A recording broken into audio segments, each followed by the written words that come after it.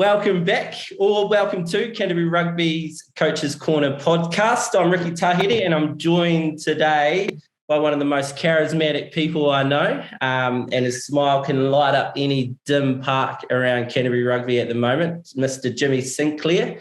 How are you, brother? Kia ora, bro. Kia ora, team. I'm real good, man. Good to be here. Grateful to be here. Thanks for the great introduction. That might be the best introduction I think I've ever had. Right. So, I couldn't think of a more fitting intro, actually. But bro, like, you're a Tauranga boy with a little passion for ice hockey, chucked in for good measure. You've got a love for rugby. You started out coaching out at Southbridge. You're an Olympian. Done a lot of work around Canterbury Sevens. You've done a whole bunch of other stuff, especially in the coach education space for us at the Rugby Union. And you've started up your own wee company called the People Outfit. What have I missed, mate? Like, what haven't you done? Oh, I don't know. Skydived. No, I don't know. You make that sound good. It's funny what Google can say about people. You got to be careful what you read these days. But yeah, I did grow up in Tauranga. That was a great place. Went to Tauranga Boys College. Set a great foundation, I think, for the love of sport at that school. And then ice hockey has been my main. Well, that was my main sport for like a good 16 years of my life. Yeah, and rugby actually always had second priority for a long time. But then as I started kind of working in sport, rugby and coaching, and kind of started taking over. Sweet. I guess, bro, the big thing, and I just couldn't think of a better guest to get on and to chat about. You are probably, like we said at the top, like one of the most charismatic people I know. And I think one of your biggest strengths, you've got heaps, obviously, but one of your biggest one is like you're able to find the fun and the enjoyment out of everything. Like, what is it for you around fun? Like, how important is it to you in the way that you operate? Yeah, well, I think people, I suppose, when you reflect, people always joke, I suppose, and I'm always looking at life, with the glass half full and optimistic, and I guess, and I do look at fun. I think in the sporting context, from a coaching point of view, if we look at the root of why a lot of people start playing sport or start getting active, a lot of it is based around just connection with their mates and having a good time. I mean, one of our really good friends at the moment, their son's just started playing rugby, and mate, like, I think he's touched the ball twice when I've gone to watch him play. But the fun that he is having just by running around with his mates, having a coach that gives him a high five at the end of training and stuff is totally like, he just is obsessed with rugby, right? And I'm like, that's awesome. But if you were to just watch from afar and go, is that kid, like, he's only touched the ball once, like, how enjoyable is that? But it's not actually about the game. It's about the connection with mates. It's about being made to feel special by the coach or the parent. So I think at the root cause of it, when we reflect on why we play sport, a lot of it does come back to it needs to be fun. And then if we can, as a coach, somehow tie in learning to that, or if we have fun, then it also makes learning easier, So I think that's a big part of probably why I believe we should always be looking at things with the glass half full and be trying to make an environment that is enjoyable. Because, like we say, like a lot of psychologists always reference, the antidote, or I suppose the antidote to having a good time is enjoyment. If we're enjoying ourselves, then we're going to play well, we're going to express ourselves, we're going to play without fear of failure, which is all the stuff that coaches want out of their players, right? But if we play with it, if we create an environment that's not enjoyable, then we cramp up into our shells. Players don't express themselves. So I think that's probably something to reflect on. Yeah, it's funny how you talk about your friend's kid just running up and down and only getting 2 touches of the ball, and he's having a blast. my daughter played basketball for the first time last year, and I've never seen so much aimless running by by by an 8-year-old in my life. Like, she was just literally running the lanes just from hoop to hoop to hoop to hoop. And she may have only touched the ball once, but by crikey, she was like having a ball of a time out there. Because you're right, it is that connection bit of like being out there with your mates and your friends, and they're laughing and they're running and they're doing this and that. And so it looks like everybody's having fun. So I'm having fun. Mate, 100%. And even on that, like, I think going a bit deeper than that, if you think about like the playground at school, like if you were to just go to a playground and close your eyes and listen, like the laughter that you hear, the conversations, the excitement levels, the volume, it's massive. And then I think kids might play a game with no equipment. Like, they might make up some form of crazy game. You know, we've all been there as kids, and the bark is lava and you've got to chase each other around, whatever. I think, yeah, that's where, like you say, like the kids might not be touching the equipment or the ball or whatever, but just because they're running around, getting active, connecting with their mates, that's the fun bit. So I suppose as coaches, the question is, how do we replicate that? You know, how do we provide opportunities within training for that stuff to happen? Yeah, so probably instantly, like, the question is, or maybe it's not the question, but the curiosity around it is like, how do you, like those ad hoc games that you're talking about, how important are those? But then also us as adults and grown-ups, how often do we look at fun as like, fun's not learning? Like, this is learning, is you have to do this and this. Like, it's not fun. Like, as adults, that's how because we do our work. We do our 9 to 5 or whatever it is, and then you're like, oh, I enjoy my work, and my work is doing spreadsheets or whatever it is. But you know what I mean? So, like, playing a game, that's not learning, that's just playing a game. I'm not too sure. But so I guess what you're trying to say is, how do we change our beliefs sometimes, or challenge ourselves to be like, if we do hear laughter and excitement and things like that at training, I suppose people could challenge that. Well, is that learning? Because sometimes learning can be frustrating, right? We know that. Like, learning can be tough, challenging. You know, people will reference to the learning pit. You know, it's dark. You know, I feel uncomfortable. And that is totally part of the learning process too. But part of the being motivated process, and part of the willingness to motivate people to put their 100% effort in or try their hardest is about creating an environment that's enjoyable and fun. So it's not saying that it's all picking daisies and chasing butterflies out there if we're coaching. But what we do need to understand as coaches is, if we get enjoyment, we're going to get better performance anyway, because people feel connected to the group.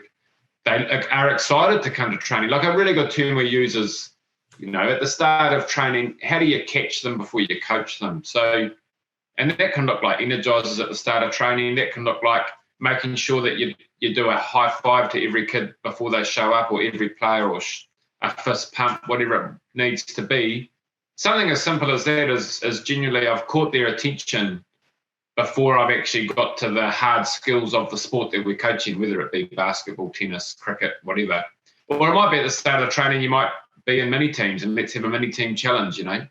And that could be, I don't know, that could be as random as you like or as creative as you like. But again, it creates excitement, fun, laughter, which is going to lead into a more motivated playing group or more motivated athletes that are excited to be at training, and then they look forward to training rather than Groundhog Day. You know, let's show up to another cold ground or another cold stadium, and right for the warm up on the line, you know, high knees, and then everyone's like disengaged straight. So yeah, if you can catch them, then coach them second. That's, you know, we need to catch them with their emotion, get them excited, having fun, connecting as a group.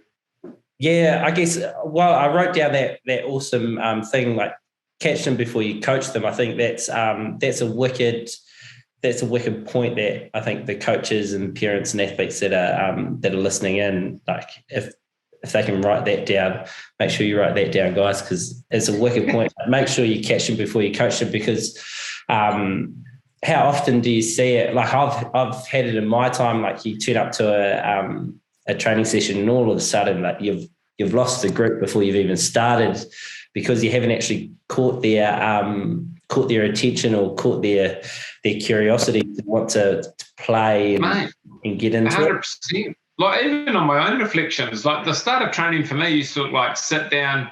Right, here's 3 clips and all the stuff we did wrong that we need to get better at. Yeah. You know, and if I think about catching, it took me ages to learn that though, like and to actually understand, like, man, how come everyone looks half asleep in this room when I look back to the room? And then we had to start inventing things in the training sheds that were like icebreakers essentially, or energizers, paper, scissors, rock games, little things like that to get the boys laughter, because these boys were coming off the farm, off the building site. Some of them were lawyers, you know, like all these cross sections of society, all volunteers. And again, at the end of it, they're community rugby players who are there to connect with their mates.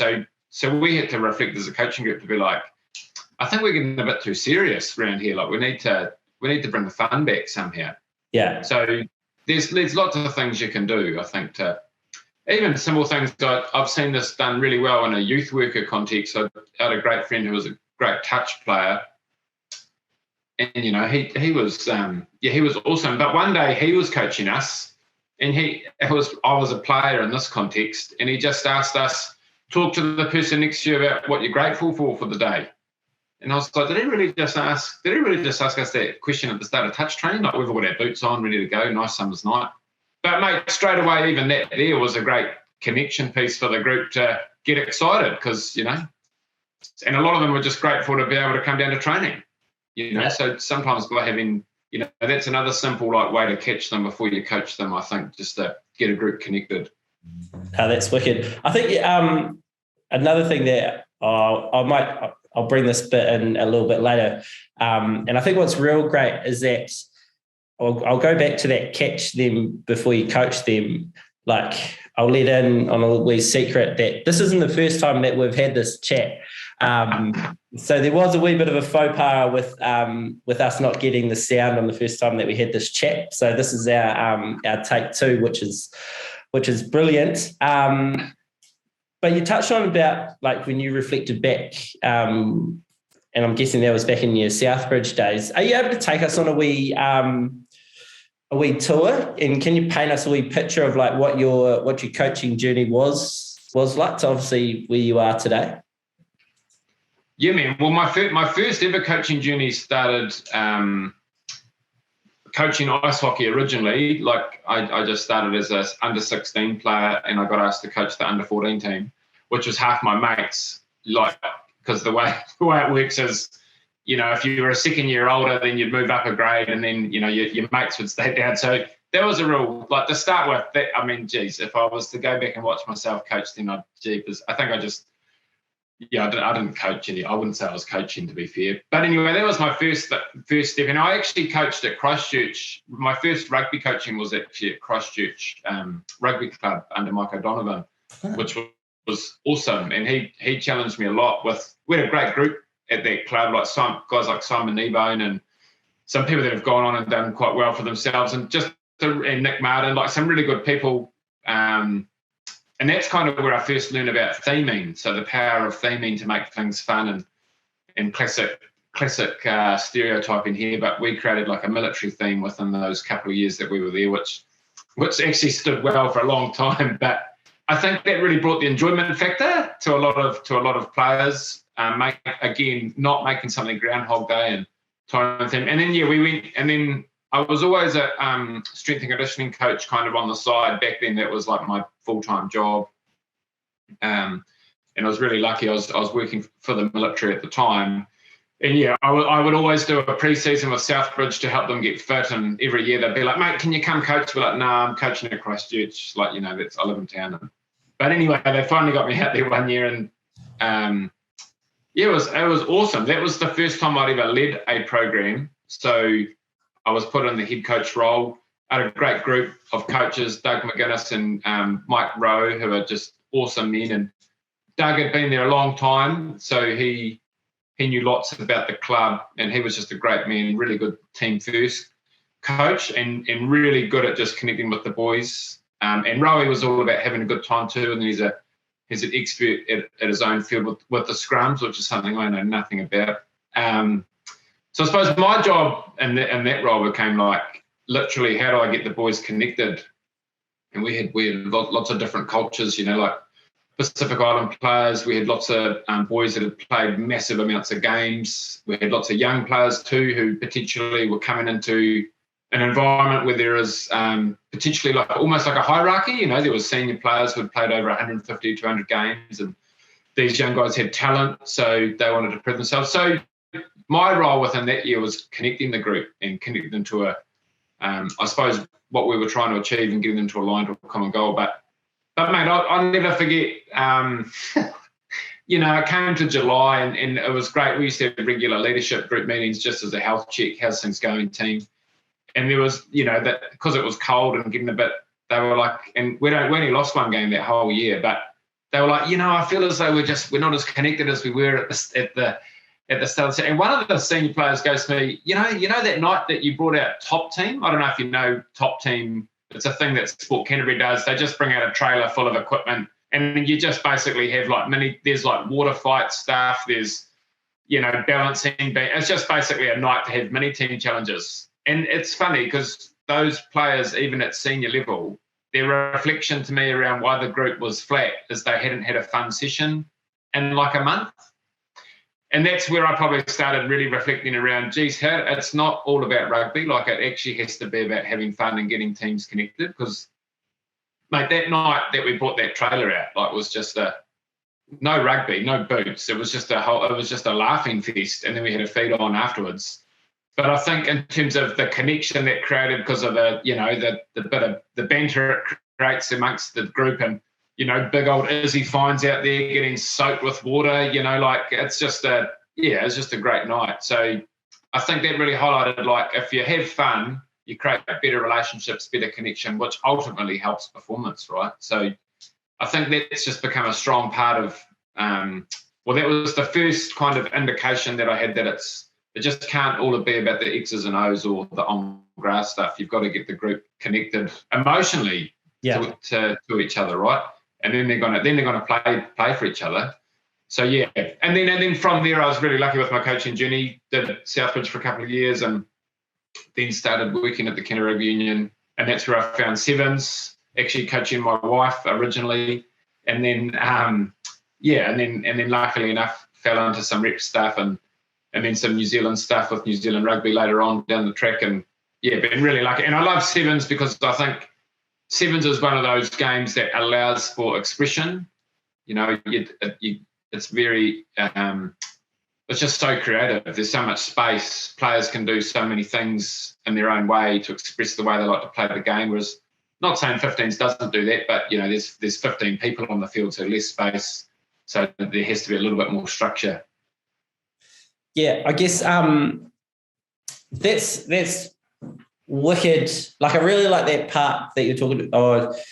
Your whole journey is incredible, bro. But that top teams, I've been pretty lucky enough in some of the roles that I've held within high schools and stuff like that. And so I've seen how cool and how fun and exciting that top team trailer is when it rolls up, and the way that the kids kind of start drawing to it. And so it's pretty cool to hear that there's grown men that get just as excited as these kids. How much do you reckon as coaches, though, and this is probably an awkward transition to this question, but as coaches, that we don't really allow ourselves to enjoy coaching or enjoy that fun because another thing that I wrote down is we talk about being a well-drilled team, but you know what I mean? And when you hear a well-drilled team, and we go back and it's funny because you talked about that military theme, that's what the military is. They're a well-drilled piece of machinery, and this is how they operate, stuff like that.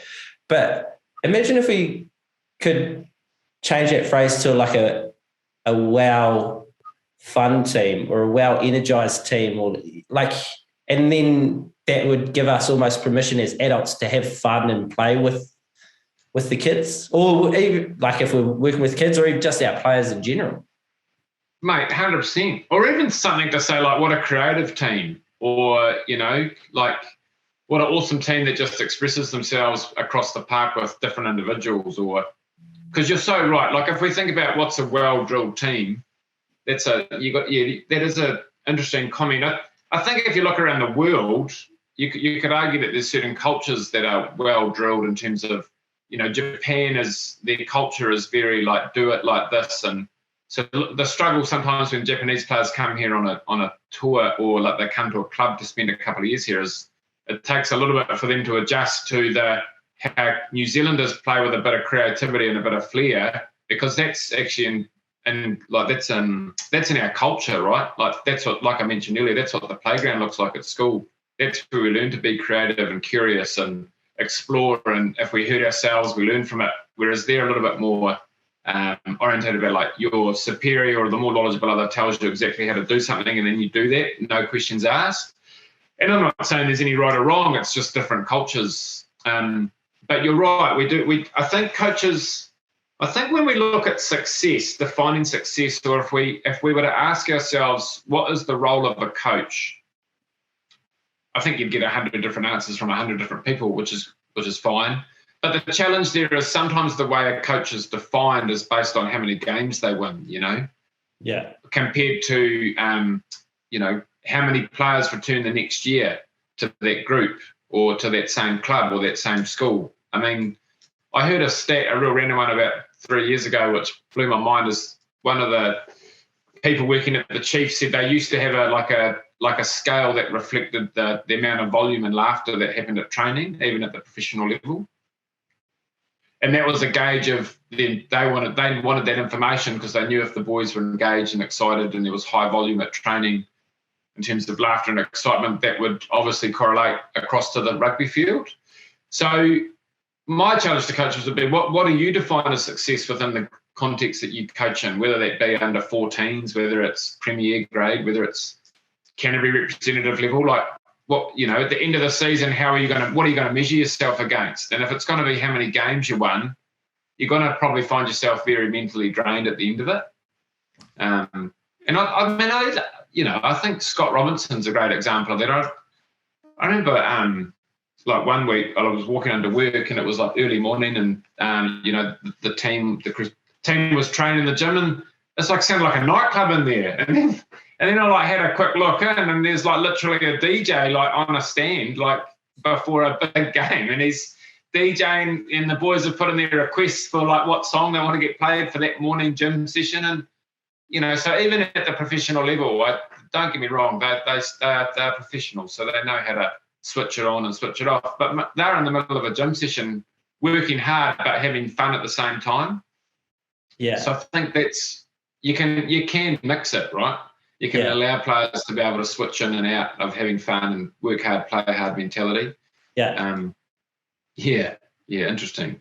Yeah. And you've said this a couple of times, and like I'm pretty sure that there's got to be some research out there, and there's got to be some science behind it. But like curiosity and fun, like how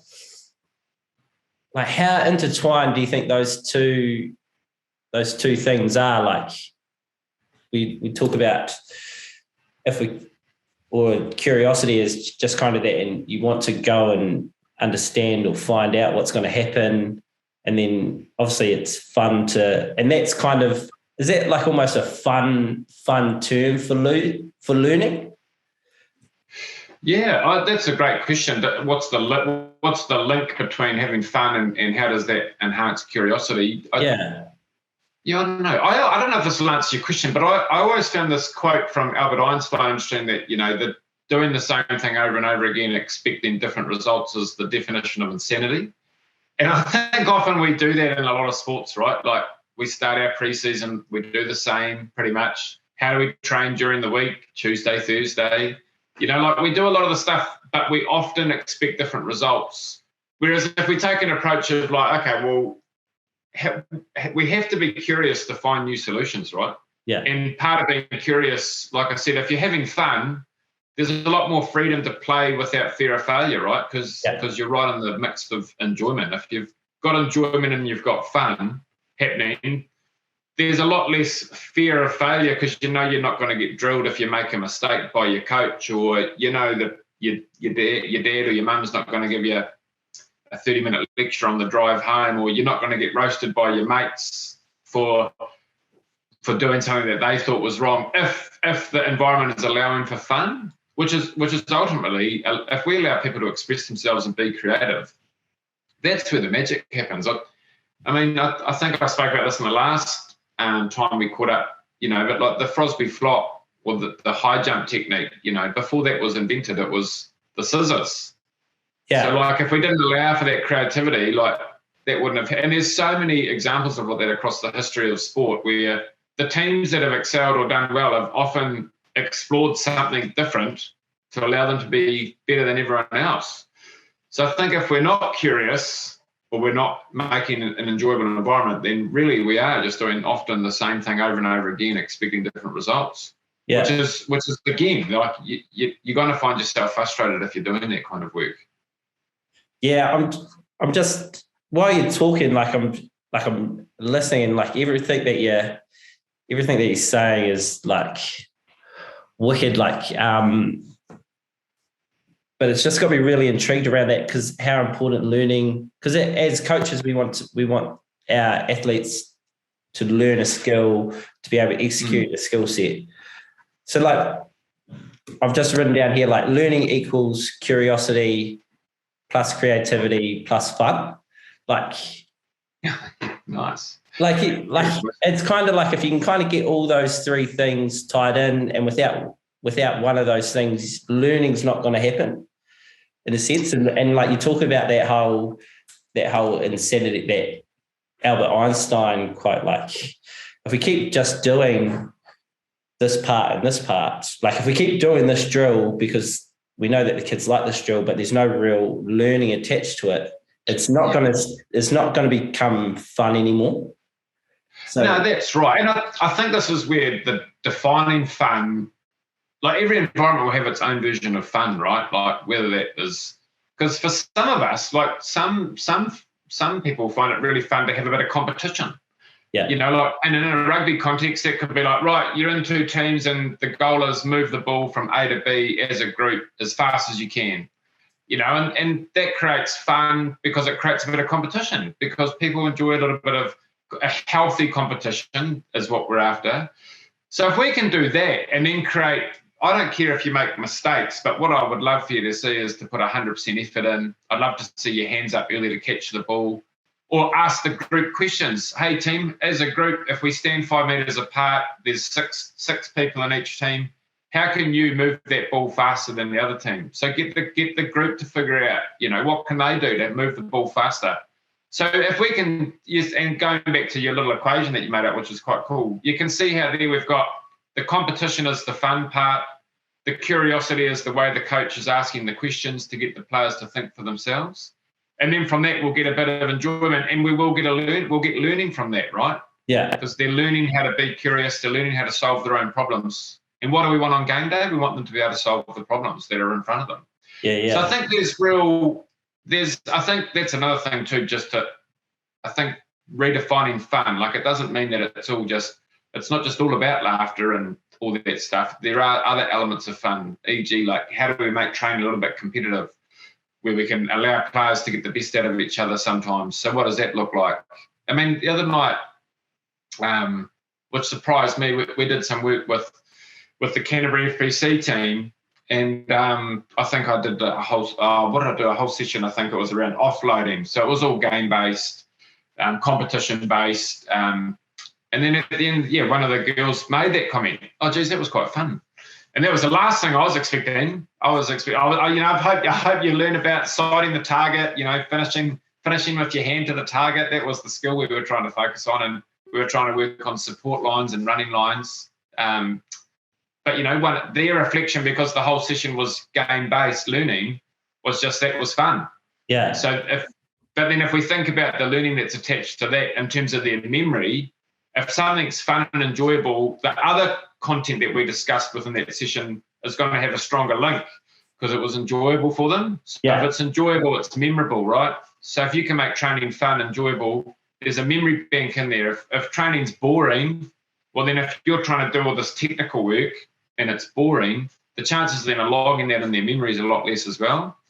So, yeah, I suppose, so many things to consider. Yeah. I think that's kind of that's wicked praise or wicked feedback from the players, don't you think, to say, hey, that was fun, because as coaches, like, you're obviously looking out for those that skill set, execution, like whatever the keys are that you're trying to coach in that game, is like you're able to see that, so you're measuring their success of whether or not they're able to do it.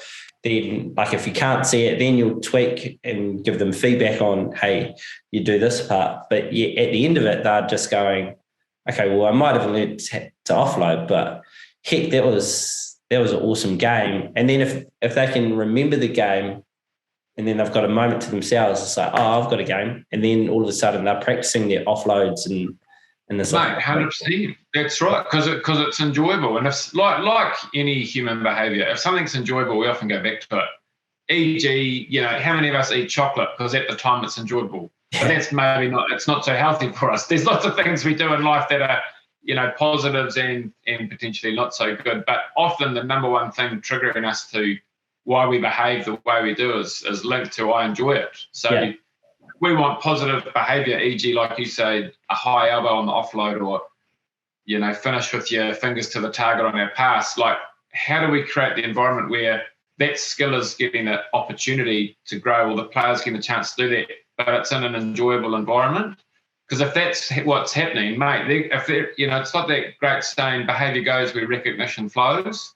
Yeah. So if a really good coach is making it enjoyable, giving you great feedback on something around a skill you're doing, mate, you're going to keep doing that behaviour. It's like, you wouldn't believe it, but there's a young fellow, for some reason, I don't know, my parents must have told me to use my manners a lot, but lots of people when I'd stay at their house would say, oh, you've got great manners, young fella. And so what did my behaviour become? Oh, thank you, please, blah, blah, blah, because people were saying it was good behaviour. And then the same can happen if you get poor or like if you get negative stuff thrown at you, then we end up doing negative stuff, right? Like, don't touch that. Don't do that. What do we end up doing? Doing it. So I think that's another thing to think about. It's if we want people to do something as a player, then our job as a coach is to make the environment enjoyable so that they can repeat and, and give that recognition when the behaviour happens. Yeah. Not always looking for all the stuff they're doing wrong, because that's where the behaviour is going to go if you're telling them what they're doing wrong all the time. Yeah, and there's probably like 3 real key points in what you've just said there, bros. Like that don't do this. Like, we've had this discussion, or we had this discussion the first time that we talked about it, and we also had the discussion the pre-pod. So this is probably our 3rd time. But like that whole "don't touch this hot sizzling plate," I think was the but then people are like, or don't touch this, it's hot. But yet, as humans, we want to find out actually, well, how hot is it? Like, so totally. Don't run down that channel. Well, why not? What's going to happen if I do run down that channel? I'm going to find that out. Or it gives us that focus point, doesn't it? Like, I was talking to Dunners the other day, and he was saying how Jace Ryan used to tell him off all the time. Stop saying don't. Stop using that word. And he's just like, oh. But he used to say like he's talking about like don't run at shoulders, run at weak shoulders. But they'd always run at shoulders. So now he has to change his whole language around and be like, just run to space. Like, because even the word shoulder goes, okay, well, I'm not going to run at shoulders, but then they find themselves at the shoulders. It's just like, well, if you run to space, you're going to find yourself in space. So run to space. And so that language really, really does matter. And then the next piece around that was just you're talking about like that feedback, and hopefully I didn't butcher it, but behaviour grows where recognition shows. Nice. Is that that's what you said, eh? Well, I said behaviour goes where recognition flows. Oh, But your one's just as good, my man. I'm still practicing my active listening and interviewing skills. But there's that cool piece from Carol Dweck around that, how important feedback is to, especially to youth, but to anybody. Like if you give them feedback on, like, closed feedback in regards to, oh, that was good, oh, that was like real, has nothing to do, oh, great catch pass, or what was great about it, like, yeah. And that was, then it kind of, it's, they don't really understand, but then they don't grow as well. Where if you give them really specific feedback, and it's not really on the outcome, but more on the how they did it, they become more resilient and to try new things because they're engaged a little bit more with the challenge. Oh, I couldn't agree more. The biggest challenge, I think you've reflected on it too, where you talked about it earlier, is as a coach, the question we often ask to coaches, if we're doing, like if I was to observe any coach, and let's say they're doing like a run, catch, pass activity, if I said to them, what are you watching? What are you looking for?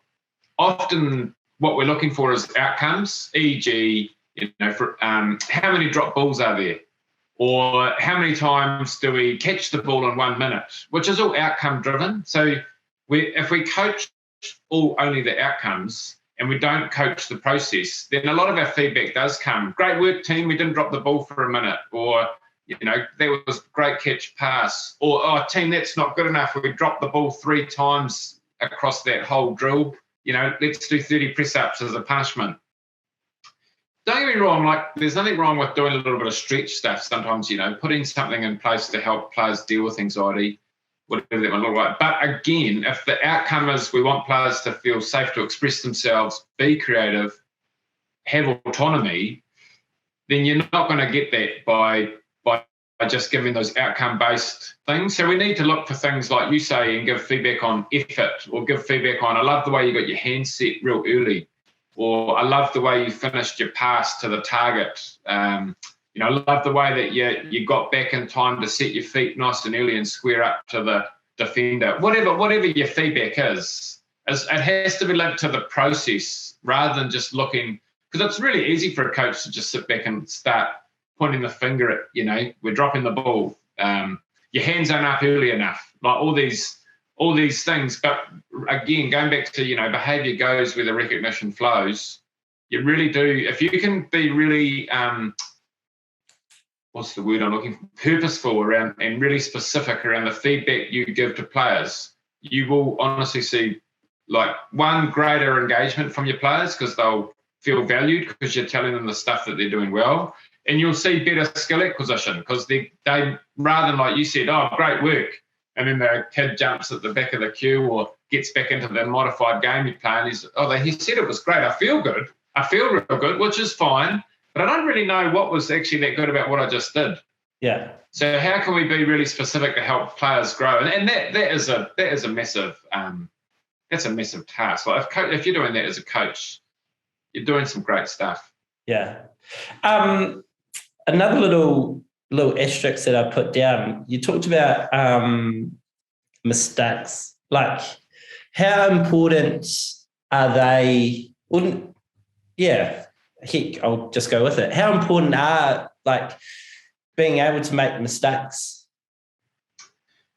Well, yeah, it's a great question. Man, we've been down this rabbit hole a few times. But I think, going back to, like, if we think about learning, like just learning, like a lot of our learning does happen from our best mistakes, right? Like, and going back to Albert Einstein's point, like, geez, I'd hate to think how many times he failed before he nailed one of his experiments or whatever that might look like.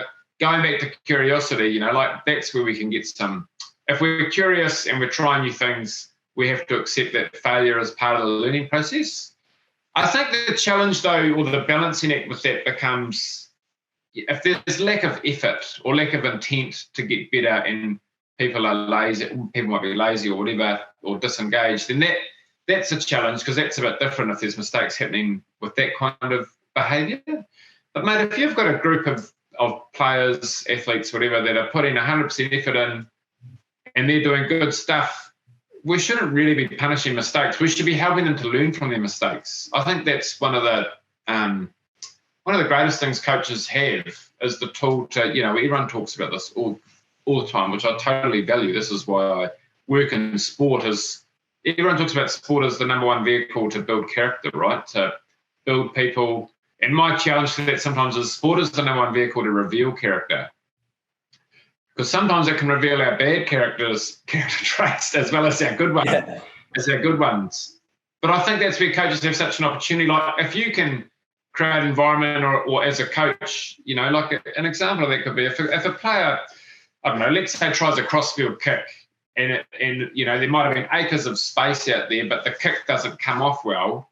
If we look at coaching the outcome of that, we'd be telling that first five or whoever did the crossfield kick that that's the wrong decision or that don't do that. Your kick's not good enough. But if we took a step back and said, okay, if the 10 caught the ball, looked up, seen that there was no winger, in fact, there was a 3-man overlap on the other side of the field and the winger was wide open, why would we not praise that, right? Because imagine how good that kid's going to be and that winger's going to feel when they start nailing that.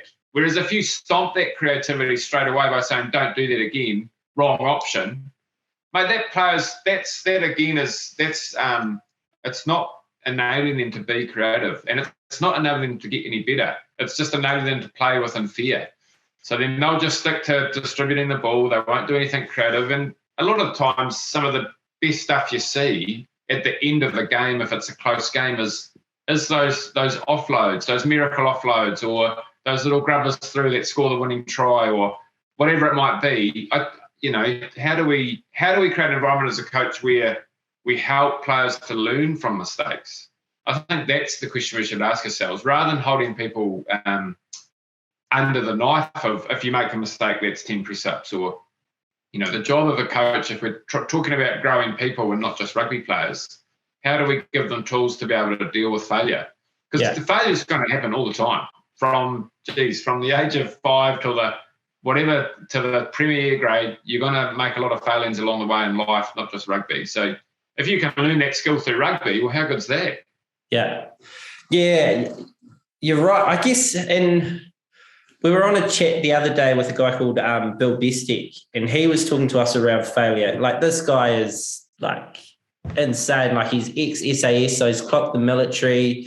He's a anaesthetist, so not only did he spend 5 years, he spent another 3 years, so 8 years to become an anaesthetist. And he also is a commercial helicopter pilot, so the dude can fly as well. So I said to him, there's nowhere in that sentence to me that says failure, because you think he's meant, but what he said is, which is really important, is along the way, if he hadn't failed, he'd never have gotten to those points in the first place. It's those, and it's just you see the outcome. You don't see kind of all the struggles and stuff that got to it. 100%. So you're just reading out the outcomes. And I think you kind of look at, and if we switch it back into rugby perspectives, one example would be you look at the Crusaders and everybody, they are a very well-oiled machine when they're on, but then they've got players that they've got someone as mercurial as Richie Mwanga, who he has that creativity, and when he's out there, he does look like he's having fun. I go back to that, maybe that restart up against the Blues, was it last year, where he just a little short restart, he catches it and he dives down on his knees and then he almost scores a try all by himself. That's creative fun. That's poetry. That's happening in motion. We're seeing it in front of our eyeballs. But yet, as coaches, we try and stifle that a little bit, I think, because of what you said around that outcome base. If that doesn't work out, is Razor throwing the pad at the at the window screen, go, what are you doing? Yeah, it's a good point, man. It's a really good point. And I think that's, because a lot of the great players at any age group, in any level, professional or amateur, they do really creative things, right? And Rich, that example you talk about with Richie's a really good one. That was really creative and was awesome. That gave them the game.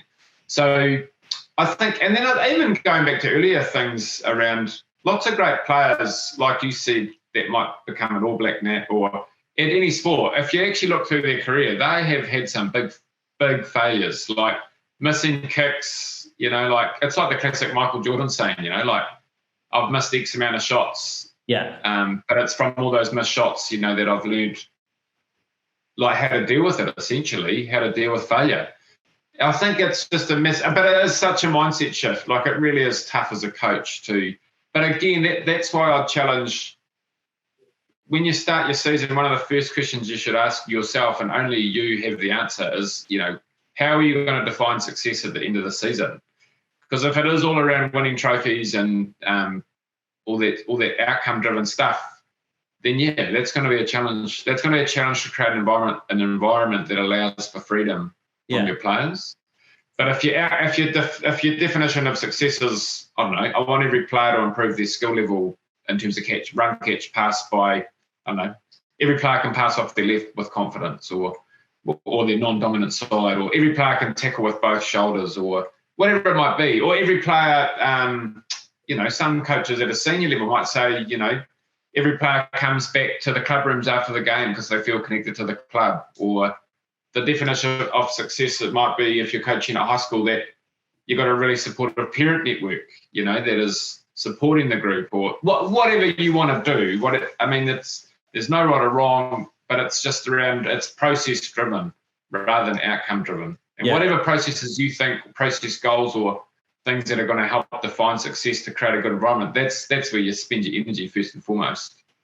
Yeah, and you're right, because there's another bit that's probably itching my brain a wee bit as well. Like, and you're a new father, and I myself am a father of two. Like, as coaches, we kind of almost look at as our athletes as our kids, and we want to protect them and we want to look after them and make sure that they stay safe. So how much of that kind of not wanting them to fail is attached to us as coaches? Because we do, like, ultimately we want our athletes to succeed. Like, if we're coming from a really good place, like we want to develop them and grow them, and we want them to succeed, and we don't really want them to fail, but yet that's actually quite important to allow to step back and let them do it. Like, how do you? Sorry, I'm going on a little bit on this, but like within creating your environment in your training session, how do you create that, I guess, that important chance for them to fail? Oh, mate, there's a great that graph. Have you seen that around performance and pressure? And the higher the performance goes is just the right amount of pressure.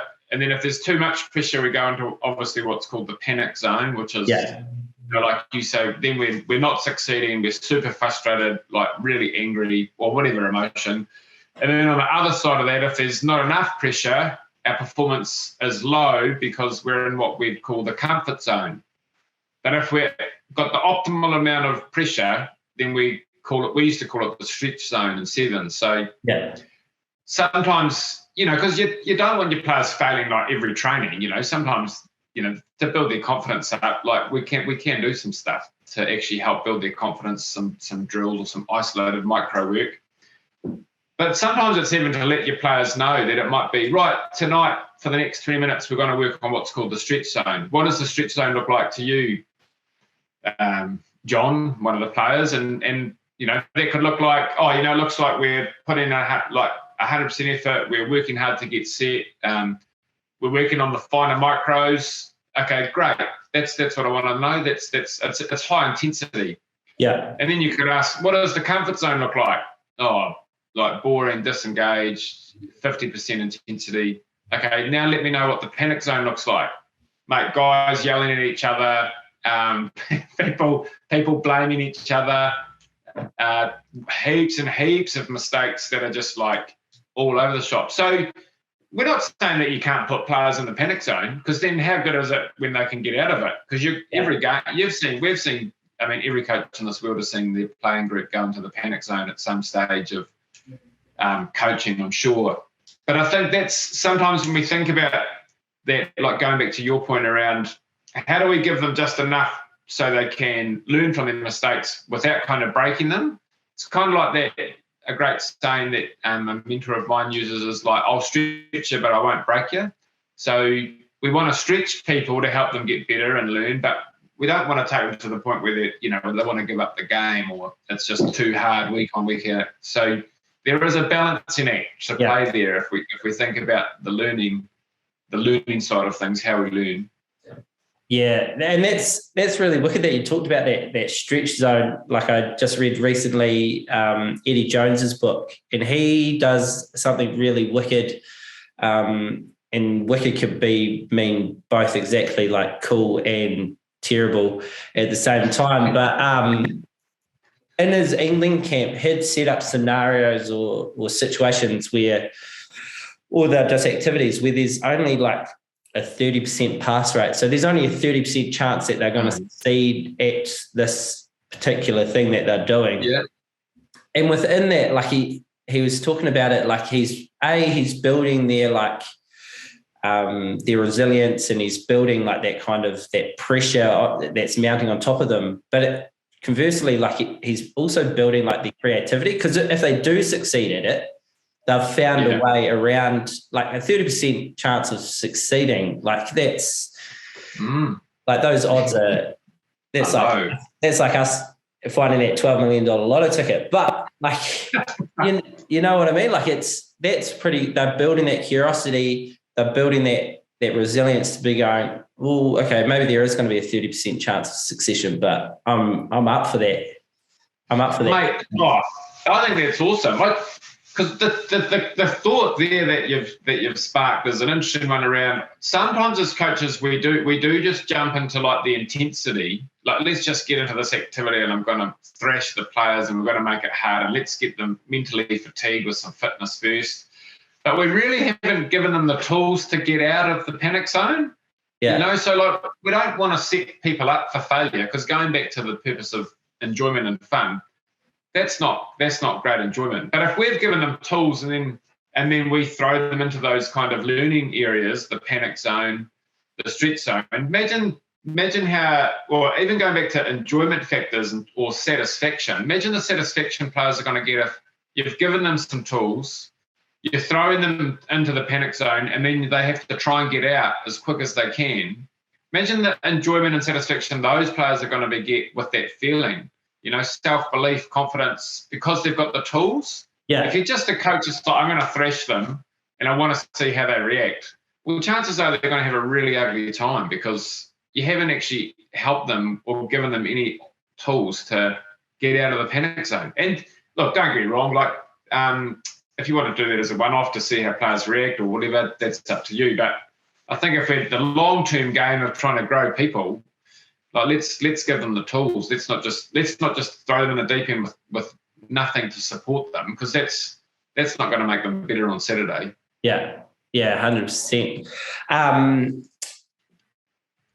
Bro, this is probably because I think you are the man with this ability, or you have this stuff. So, what is the magic stuff that a coach or maybe a parent needs to make in their environment, or that needs to make their environment fun?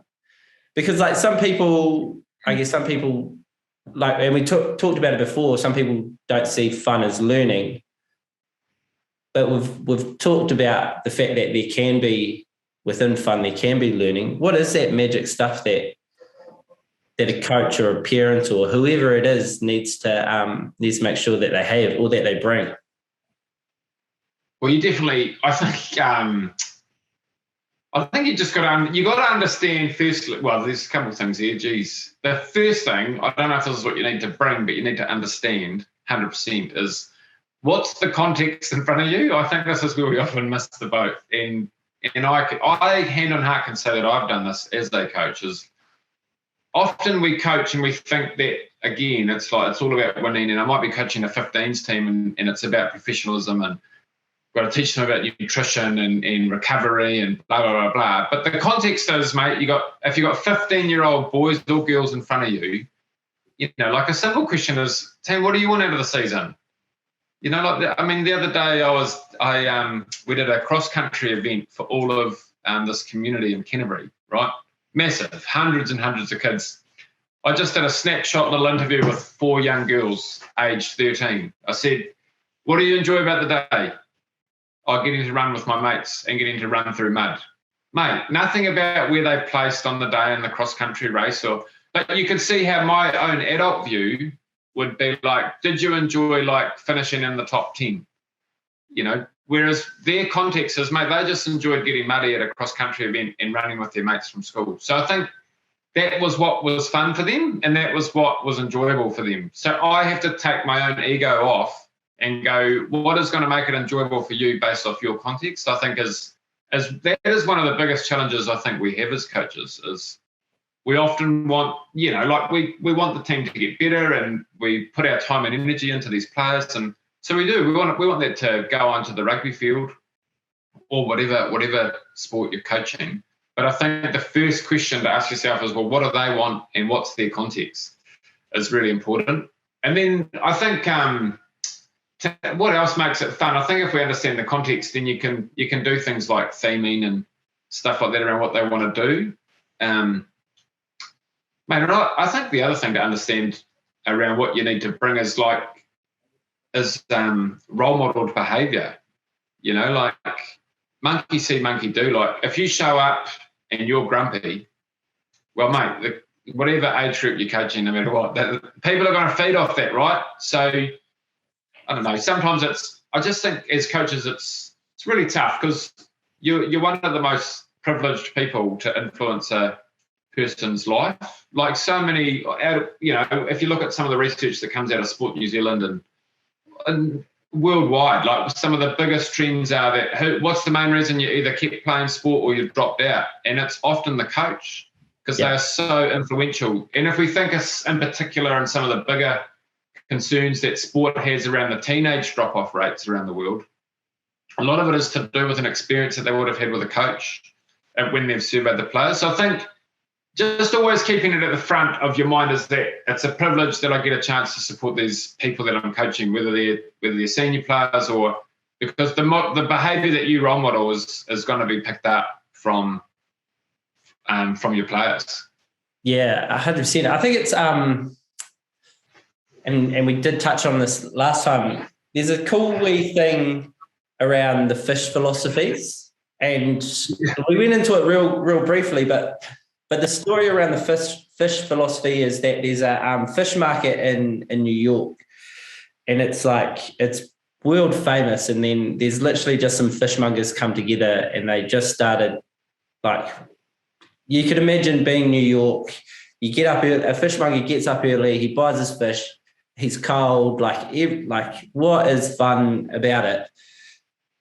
But they talk about one of the values is pick your attitude. So you can choose whether or not you're happy or sad. And admittedly, there's going to be context and stuff like that around that. But if you know that you've got a training session coming up, you can pretty much go, all right, for the next hour, I'm going to bring high energy and I'm going to be super, super happy.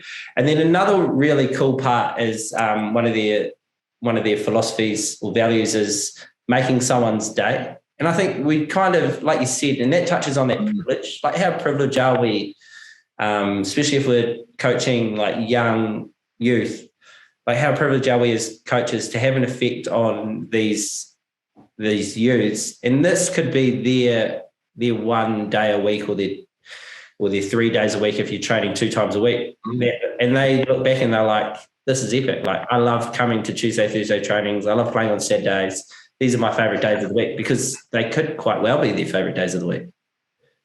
Mate, for a lot of people, or whatever sport they're engaged in, their sport is their highlight of the week. That is, You only have to drive past a rugby club or anywhere on a Saturday and see how many parents, or if you think about a senior game that's being played, you only have to look at how many people are watching that game on the Saturday to understand that sport plays a massive part in our society for people's way to release. That's awesome. And I think you're so right. Going back the coach is the critical enabler and all of that, right? Like they literally, you know, you build such good relationships with those players, or you can choose to, you know, you can choose to not build relationships with those players. But, and I think like you say, like making the effort to connect at the start of training with people helps fill your cup. You know, like if players come to training, a quick, hey mate, how's the wife and kids? Next player comes in, maybe start passing a ball with him. Hey, how was your trip up north last weekend? I know you're away for the week or whatever. Like those little relational conversations that have nothing to do with rugby, mate, that's going to fill your cup because that's just humanising it, making it like we're all humans here for a greater purpose of rugby, but really we enjoy each other's company. So, you know, we often talk around like how do you get to know the person before the performer? I think often it's so easy to just delve into just getting to know the performer. Like it's so easy to talk rugby or any sport, whatever. If you're the coach of hockey, basketball, whatever, first question that comes up when the player arrives, mate, what'd you think of the game on Saturday? And then boom, we're just into technical. How's the body? How's the body? And mate, I'm so guilty of it. But I just think if the deeper the relationship we have, again, linking back, the more enjoyment we're going to have. You know, the better we can support players because we get to know them as a person. So if their behaviour's off of one day, we know because we know them as a person rather than just a performer. Yeah. There's a cool thing there that you said around filling your cup. Like it could be completely different around like just filling your own personal well-being cup. But there was a cool I read this book called The Winning Mindset by a guy called Damian Hughes, and he does this thing with any coaches that he's working with, and I'm pretty sure it's Damian Hughes. But anyway, he goes, draw me your cup. And so generally the coaches that he's working with will draw them like a front-on view of a trophy and stuff like that. He draws his cup, or it could be a mug that says world's greatest coach or whatever it is. He draws his cup from a bird's eye view, and then inside his cup he's got words like he'll fill it up with words that are important to him. So you could have like fun or laughter or excitement, like whatever it is, because it's all those things. If you add it into your cup and say your cup's a trophy and you want to hold that up, there's a lot of stuff that has to go into that cup for you to actually have that trophy. Like it's not just the empty cup or empty trophy. So when you said that just kind of sparked my mind of what he does. And and when he said, when I was reading the book, and he's like, mentally draw your trophy, and automatically I was just like, I saw mine in front of me, and I was just like, oh yeah, that's it. And then he's like, I do mine like this, and I'm like, whoa. And that really that's awesome. Well, that's process driven, right? Like he's talking around, these are all the things or attributes or things he puts energy to that ultimately do have a great outcome. Because, but like you said, no, he's probably just explicitly stating it, whereas other people go straight to the outcome. Yeah. What's the outcome? Winning this trophy, rather than like, what's the process along the way going to be? To enable me to do that. And that's really cool. That's an awesome little way to look at things. Bro, this has been a wicked chat. I guess one thing before we jump into our next quickfire segment, if you were to give a little closing statement about the importance of fun within a coaching environment, what would it be? Oh, geez, that's a great question. A little closing statement about fun. Mate, I probably couldn't go past, this would be the challenge, but like just ask yourself simply around at any level, I'd say, like no matter what, this great quote I got from a guy in the USA, but if you think about, I've said this so many times, people are going to just cringe probably when they hear it, but I don't care. If you think about Disneyland, like no matter, Ken Martell gave me this quote, and he's done some revolutionized USA ice hockey. But his saying is like, if you're any level, 5-year-old to an adult, if I asked you the question, why do you go to Disneyland? Mate, not one single person is going to say, because I love waiting in lines. They're all going to say, mate, I go to ride the rides, the roller coasters, whatever, the log ride, whatever. And I think if that's the mindset you need to think about, what does training look like? Because, mate, if there's a whole lot of lines, people standing behind cones, rather than lots of small-sided activities, fun games, action learning, mate, kids are going to, or any level, mate, people are going to struggle to stay engaged. Yeah. So that would be my closing statement would be, honestly, like, you know, are they riding the rides at your training or are they standing in lines? And just think about that. And if they are standing in lines, well, mate, good on you for making the reflection. And then how can you change that? Yeah. No, that's wicked. Yeah, I'd probably buy the fast pass if I was going to Disneyland to cut out those lines. Yeah, that's right, mate. That's the best. Yeah, frame that up to coaches. How do you pay the extra money for the fast pass straight to the front? Yeah. No, that's wicked. All right, quick fire, or as quick fire as possible. And you've had practice to think about these because they're the same, brother. You're inviting 3 people for dinner. The most important part is what are you cooking, and then the next part, who are the 3 people that are coming? Yeah, and this can be anyone, and I reflected on this question. This can be anyone in the world, eh? Anyone, bro, living, dead, just whoever you want at that table with you, brother. Hey, very good. Well, okay. Well, firstly, man, what I'm cooking, I'll be laying down like some kind of, I don't know, Rogan Josh, or maybe like a slow cooked lamb or something. Yeah. Something like that would be nice. Something with slow cooked meat somewhere along the lines would be the hit. Mate, 3 people. I think Wayne Smith would probably have to be there. Yeah. I've always been intrigued just with the way he thinks and his mannerisms and stuff. I think would be interesting. My old man would have to be there, just because he adds a bit of passion and flair. Yeah. And then, the third person. Yeah, who else would your third person be? Like I'd say my wife. Yeah. Would have to be the third person, to be fair, and that would be an entertaining evening. You know, you'd have Scottish. You would have a Scottish guy you can't understand. You'd have my wife, and then you just have me and Smitty talking coaching all night. So it'd be good times. All chowing down on some Rogan Josh. Yeah. Right, that's awesome. Who's the best coach you've had and why? Oh yeah, nice. Yeah, well, this was a good question actually last week. My best coach was my under 14, under 16 ice hockey coach, who was a young fella. Well, by young he was in his 20s, but he was just a man, eh? He was just such a good connector of people, and I think, like I said last time I spoke to you, like the stuff that I learned from him, like just was timeless because it was stuff that I still use when I became like a premier player and stuff as well.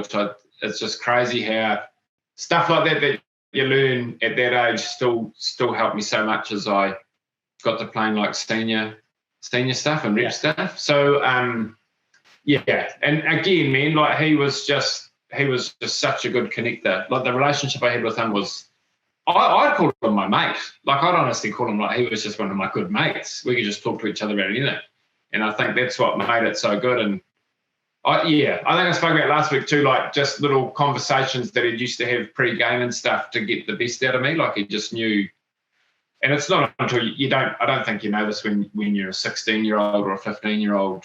It's not until you reflect later on in life, but he was intentional about those conversations he was having with me in terms of trying to get the best out of me. So I think, he was cool. He was a cool guy. And I think it's really important to highlight these coaches and use their names. So what was your coach's name? Oh, his name was Adam Cook, man. I don't know where he is. I don't know where he is to this day. I think he lives in Australia, to be fair. Shout out to you, Adam Cook, if you ever do. Yeah, shout out to Adam Cook, mate, wherever you are, mate. Stumble on this podcast. That's wicked. That's cool. One of your favourite rugby memories, coaching or playing? It's tough, man. There's a couple way because I reckon, it's hard to say. There's so many good memories, and rugby's done so much. I'd say that the two that are the closest is like the Youth Olympics was really awesome. Like going to that and that experience, and because that was like a nail-biting game. It was awesome, man. That was, if you want to talk about being in the panic zone or the stretch zone, like or like being able to bounce between the two. I think that was the most learning I've ever done as a coach, because we literally had like 2 weeks out, just the coach that I was coaching with just couldn't come due to personal reasons. So it was just me and the S&C and the physio and the manager. Yeah. Boom, we're off to Argentina. So it was really cool. It was a really cool group, and just a really special group of players that are all still playing actually, which was awesome. But there were a couple of players that were just awesome to work with that made a massive difference to that campaign.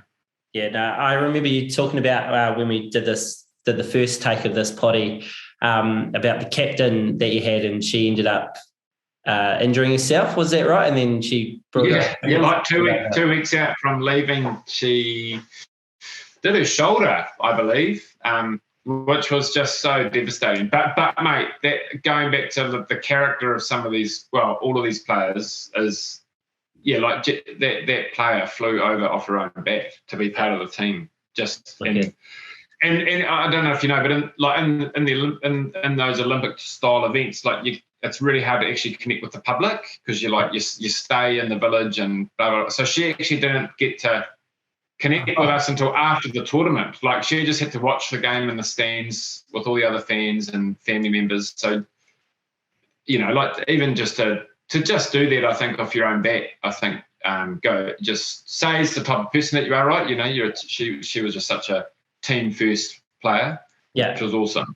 No, that's cool. Yeah. Awesome.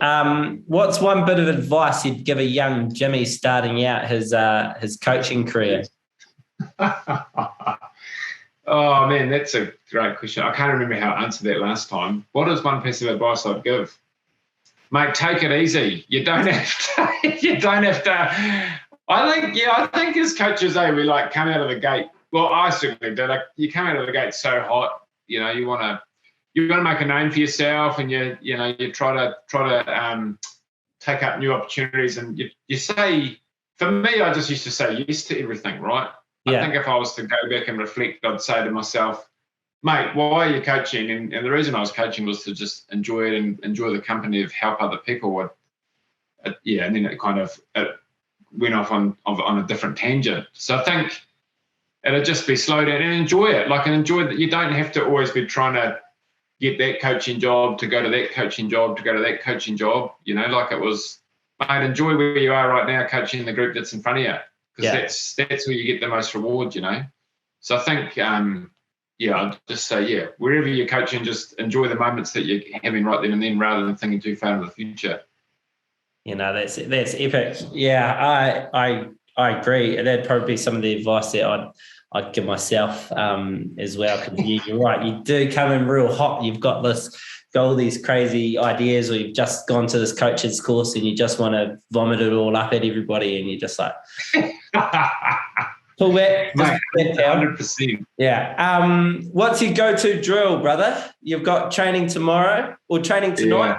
First training. What's your go-to drill? My go-to is definitely the counter-attack activity that I talked about last time around.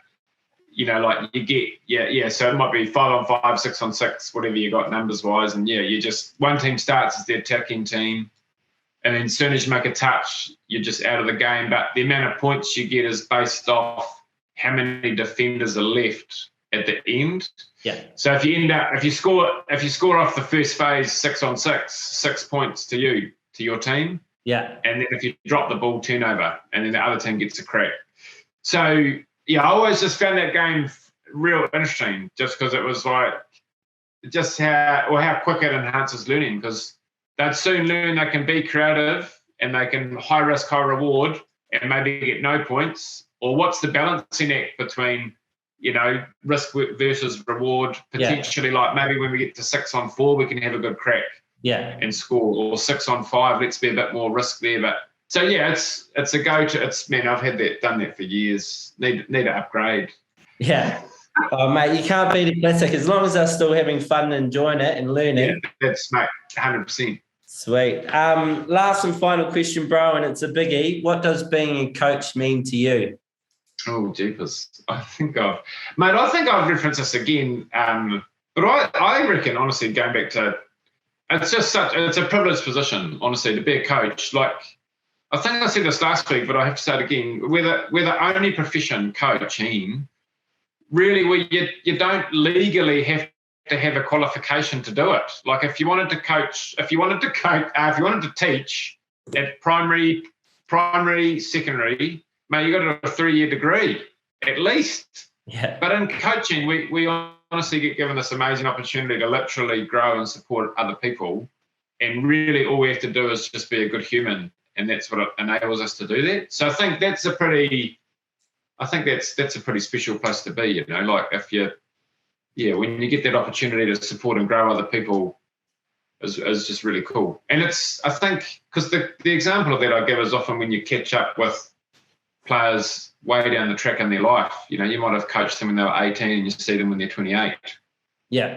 And they're doing really good for themselves. You know, like that's such a cool, they might not even be playing rugby, but they're just doing good stuff in life. You know, they might just bought their first house or got married or just started a brand new cool job, whatever, but they're just good people. And it's just good to know, well, it's good, like, you're a very small part of that, but you're a part of it. So I think that's the cool part of coaching.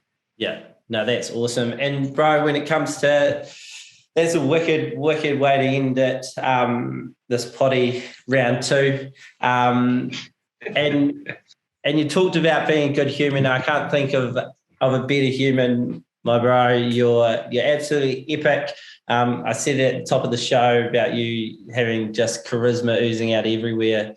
And I can't thank you enough for doing a round 2 again as well. So coming on and having a chat with me and having some yarns and passing on some knowledge to our wicked community, bro. So thank you so much for being so generous with your time. It is a precious resource. But yeah, it's wicked. It's been, as always, been a pleasure to share the mic and the screen with you, brother.